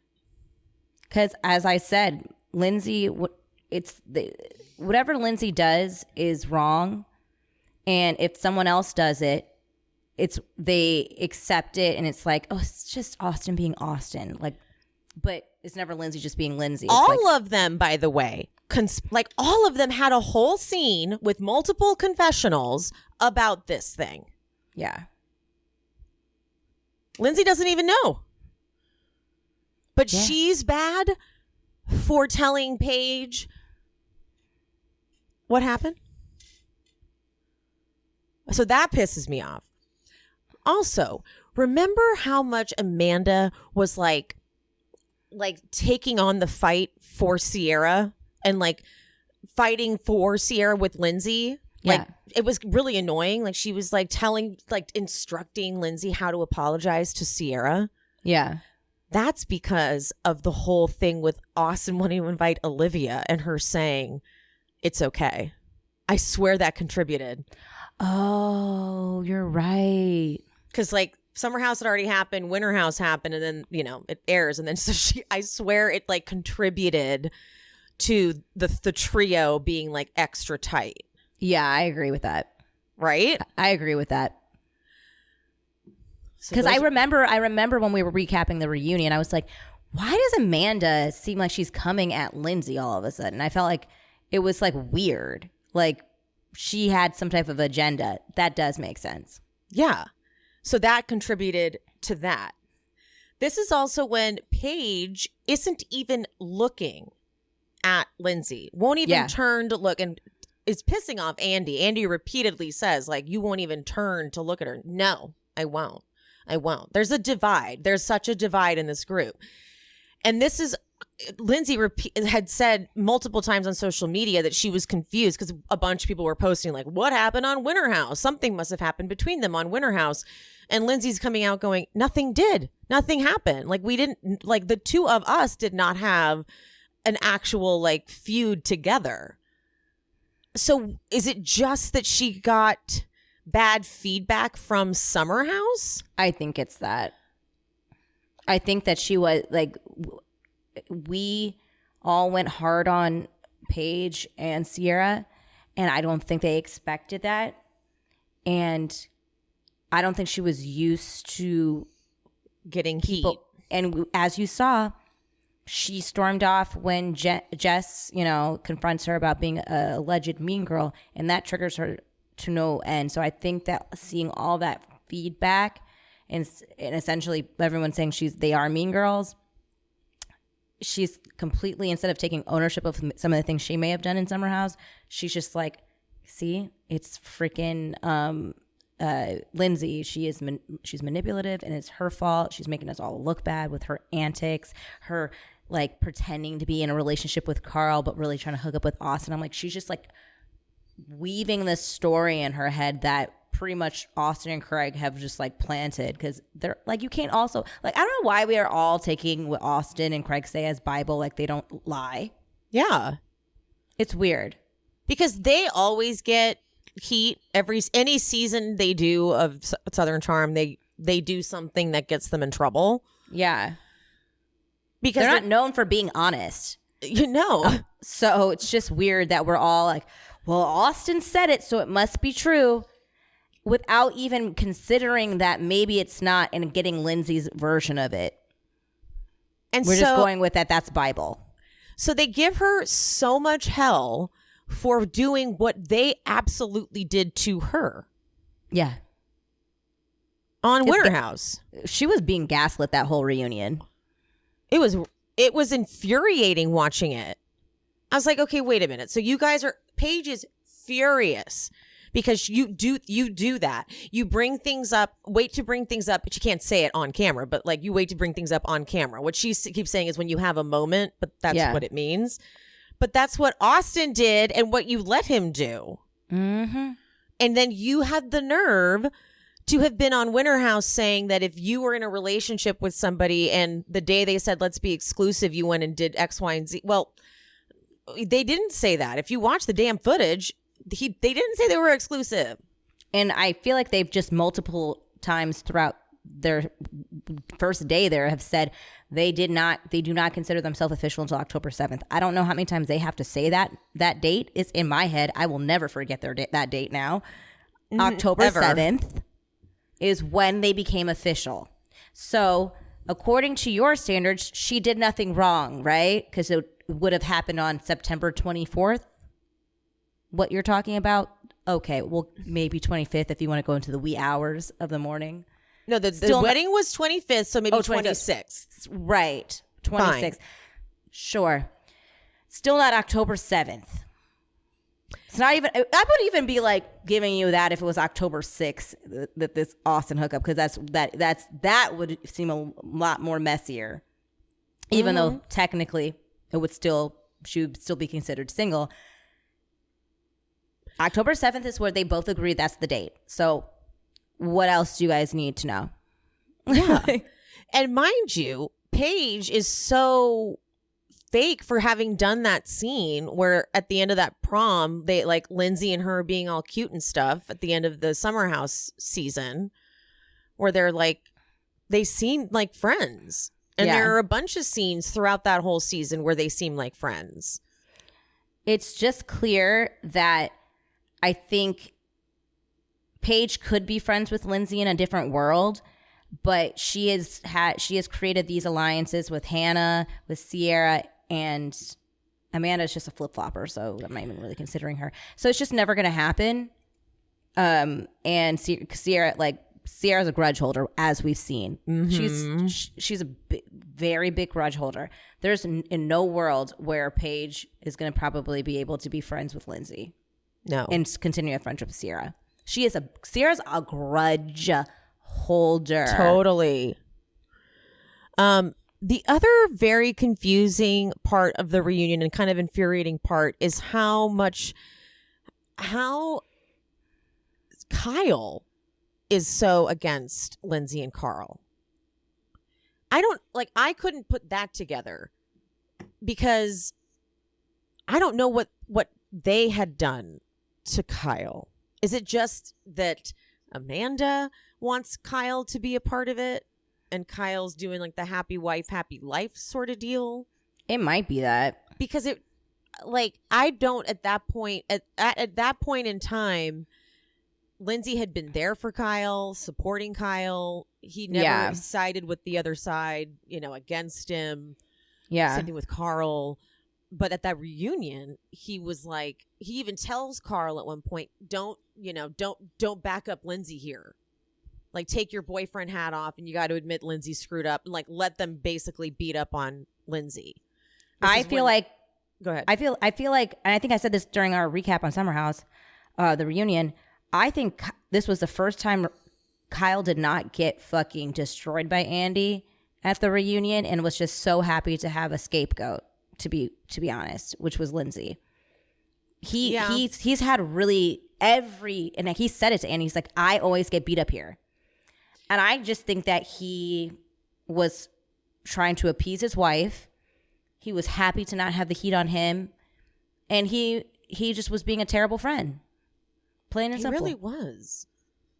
But so okay, because like after watching the way they treated her on Winter House, clearly it was just revenge from the Austen thing on Summer House. The way they treated her on Winter House, clearly. Yeah. But then to watch the reunion afterwards, I'm like, okay, guys.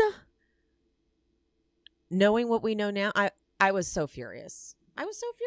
Like, you guys set her up too. You guys set her up to look bad on camera also. And the thing is, again, I don't think they expected the new Lindsay to come in where she is not as activated.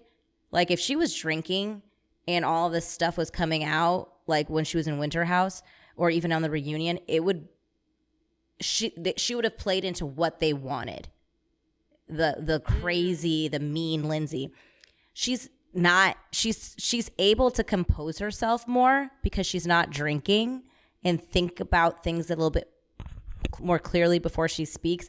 And I feel like it was and that's why I feel like they all came up even more like bad, because it was like the things that they thought that they were going to get out of Lindsay was not happening. And I feel like that was shown on Winter House, like, and it was shown on the reunion. They keep thinking they're fighting with a different person, and that's not the person that they're currently fighting with. They're not. They're Totally. They're fighting with sober Lindsay. Yeah. And her whole essence is different. It's different. Yeah. So I take back what I said. Paige should keep me blocked because I'm not going to be saying nice stuff about her anymore. I mean, to be honest, I still have enjoyed her on Winter House. This is the most I've enjoyed Paige in a really, really long time. She's woken up. She's out of bed. Welcome to the party, pal. But I mean, when I put together that the reunion was after Winter House, I was like, oh yeah, never mind. I just really want to let's get to the next episode. I hope there's probably gonna be one more episode after that, because I don't know, because I keep waiting for them to say next time on the season finale of Winter House, but they didn't say that for next week. Yeah, so I don't think next week's gonna be the season finale. I think there's gonna be maybe 2 more. You think? Please, I hope. I was just 1 more, because I'm really ready for this to wrap up. I mean like next week and then 1 more after that. Oh, okay, that's what I'm thinking too, because Lindsay and Carl are really not a part of the house, just like the Toms. I don't think that they would have their season finale end with them still at the house. I think we'll see them depart. They'll, as the original house, have their moment, have their own episode, and we'll end it. Yeah, that's what I'm hoping for too. I want them to wrap this up.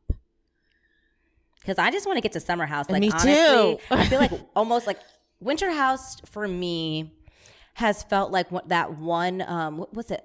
The Harry Potter, which Harry Potter was it, like 6 or 7, where it's just all like exposition, like shit we like just need to know, so when we get to like the big finale we have all the information. That's how I feel Winter House is. It's just like all exposition, and we needed to know a little bit about the whole like Lindsay Austen thing, but really I need to get to the nitty-gritty. Okay?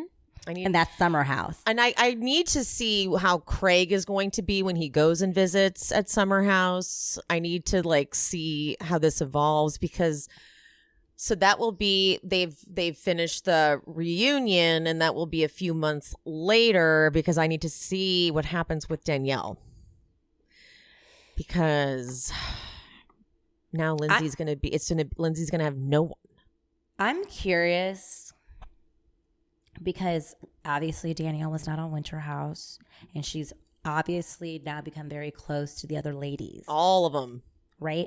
But the thing is, I'm curious if she's watched Winter House, and especially this past episode, if that has maybe changed. Good question. Any perspective on what may have transpired in Summer House. Great question. Because all she has to go off of is what they've been saying. They also have been saying prior to Winter House airing that this was going to be a redemption season for Hannah with the whole Luke thing. I didn't see that at all. Oh, was it for the Luke thing? That's what they've been saying? Oh, I thought that was that's why they said this is going to redeem Hannah, because the whole thing was like with like the like Luke timeline and her being so upset. I don't know. I'm assuming that they were I think it's more just like that like Hannah wasn't as bad. I think they're thinking it's gonna like expose other people. Like who though? Winter House is almost done. No. Not Winter House. Summer House. They think Summer House is a redemption for Hannah. I thought they were saying Winter House was. No, Summer House. Oh, because I thought they were saying that because like they were doing that whole like Luke doesn't know how to he goes for people and that don't want. Oh no. This season of Summer House will make us see Hannah better or something. Okay. And I'm like, I don't care about that though, because I'm sick of people telling me that Hannah wasn't who I saw. I have eyes. Yeah. Okay. I saw Hannah myself. Unless they like added in what she said, I saw her say things. I'm sure some stuff ended up on the cutting room floor, but like the way Hannah responded to things was fucking awful. Yeah. She was horrible. I'm not going to be gaslit into believing that what my eyes saw did not happen. Okay. One more thing about Danielle. I was just thinking, I'm trying to like gather my thoughts here.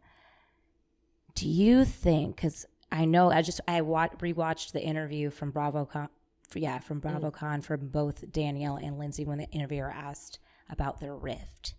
Was this the panel?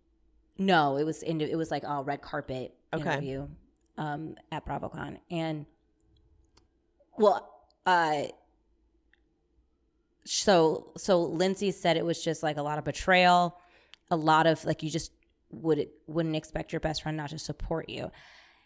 And I know that Danielle was having a hard time with supporting the relationship, it seems like, or how fast it was moving. But I wonder, do we know that, or is that just rumors that we've heard? About how I think that was the how fast it was going is the rumors that we've heard, but I know that Lindsay alluded that she said it a few times in the interview that she was not supportive and she doesn't understand. And like she was like, she kept on saying there's only a few reasons why you can't be supportive of your best friend's relationship, and she has to dig deep down and discover what that is and why that is. Why you can't be supportive. And I'm wondering though if she's feeling like that because they like maybe told her, the girls had been like telling her like, oh, she was hooking up with Austen and she like believed that narrative. Is that possible? Do you think that? I don't know. I would imagine she would just have gone straight to Lindsay. True. And asked that. I just need to Summer House because what could have transpired for this? I think the Danielle Lindsay thing is more of a friend thing. Okay. I'm hoping it's more than like a simple, like this is just about a relationship thing. I hope it's more like a friend level thing. Okay. I do. Because all of the girls, whenever they've been asked, when it's like, do you think they can recover from this? Have all been like, no. So if it's something about a relationship, I would imagine that's like not big enough. So I'm going to assume this is about like a core relationship thing, like a friendship. And it's so interesting that they all said that they don't see them recovering, which I feel like it's them continuing giving it that. Yeah, I feel like it's them. There was a rift, and I feel like the rift, obviously I'm all speculation, I've not seen the season, what could have possibly been mended by now if it wasn't for these ladies who really have this agenda to like take Lindsay down. And I feel like they took an opportunity to like, we've seen it before. They love to isolate people and like get them to like hate people. Like Hannah did it with Sierra. And I feel like that's what they did to Danielle. Because it's just so weird. Yeah. I don't know. It's just so weird. But they're saying that they keep on saying they can't recover. They can't recover. I feel like they're saying it over and over. So Danielle was like, you can't recover from this, because in the same interview that I'm talking about, they asked Danielle and they separately, and then they talked to Lindsay separately. Both of the ladies said they do think that it could happen. That they could be friends again. They both said that. So for the other ladies to say like, no. No. Yeah. makes me feel like it's them that's keeping this like feud going. You know what I mean? Would not be surprised. And even Maya, she was with Danielle in that interview on the red carpet, and they asked Maya, she was like, you guys were all the girls rallied around you, Danielle, and Maya was like, yeah, we definitely were there when she needed the support, and we definitely were made sure of that. It all feels like they kind of took an opportunity and ran with it.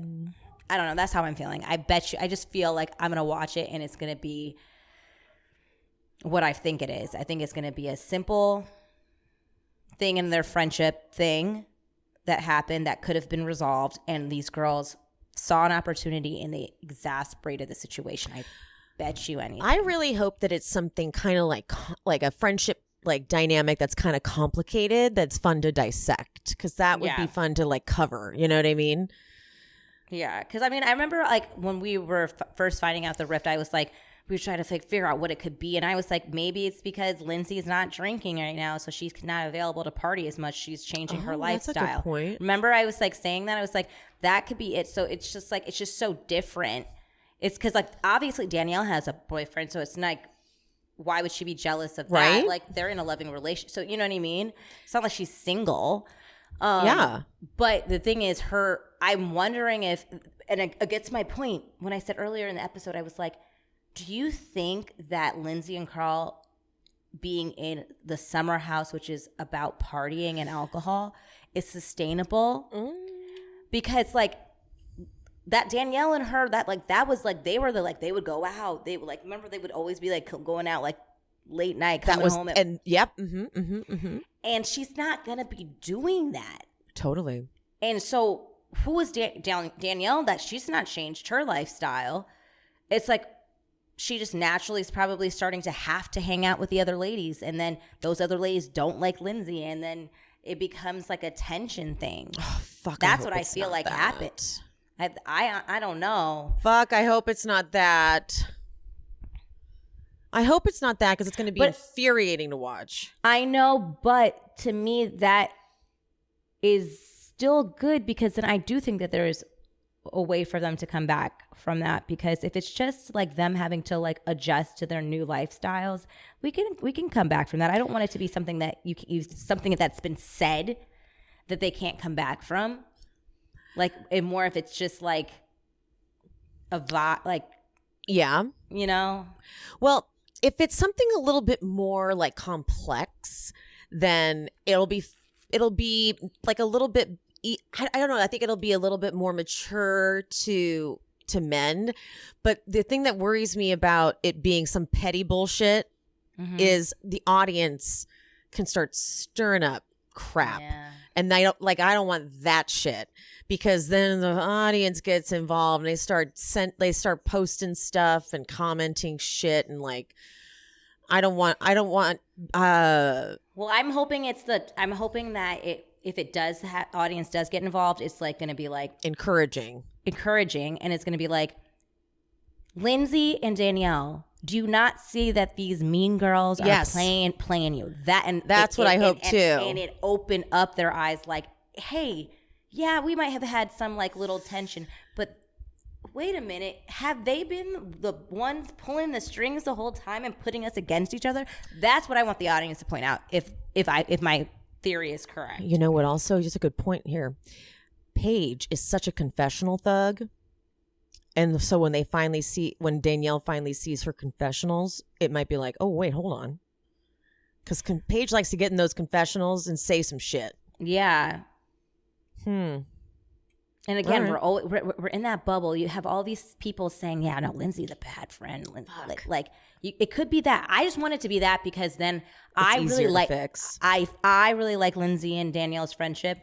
And again, in this scenario, I feel like them both are victims of their situation, and it's not one person did something bad to the other. It's just a mutual misunderstanding, and that I like. So there's no one that's really like, even if the other feels that way, maybe we can like, no, guys, it was them, like the whole time, and then it ends up being their takedown. Yes. That's what I'm hoping for. So like what ends up happening is, but come the reunion, Lindsay and Danielle are back together because they see the 3 witches for what they are. I'm just hoping it's like one of those things where like, you know, Beverly Hills girls, they always like, oh yeah, you're gonna see it. Yes, they totally, they're like, oh, this is it. You're gonna see, here we go. Like how Britt and Erica thought it was gonna go. And then actually, and we all are like, is everyone watching the same motherfucking program I am? Yeah, okay. That's what I'm hoping. I like that. So in my scenario, the audience is going to be a helpful guide in a very toxic house. Love it. Let's go with that. All right. Final answer. Boom. Final prediction. All right. On that note, we're going to wrap this shit up. And on a high note, like in Vegas, we're out. Bye, guys.